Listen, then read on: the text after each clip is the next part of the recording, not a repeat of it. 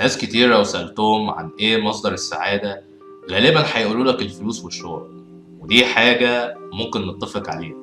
الفلوس ممكن تحقق لك حاجات انت بتحلم بيها، زي انك تسافر حوالين العالم، انك تعمل مشروع، انك تسكن في التجمع او في اي حتة من الحتت الجديدة في مصر. ولكن في نفس الوقت الفلوس مش مقياس للسعادة. على سبيل المثال روبن ويليامز، واحد من اشهر نجوم الكوميديا في هوليوود بعد جيم كاري، مات من الاكتئاب.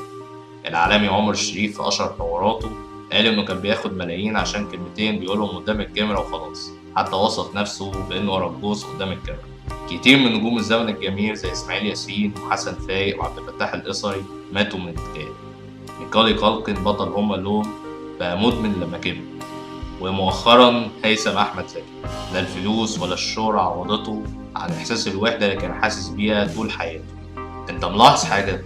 كل دول كانوا شخصيات مشهورة ومعاهم فلوس كتير ولكن ما كانوش سعداء.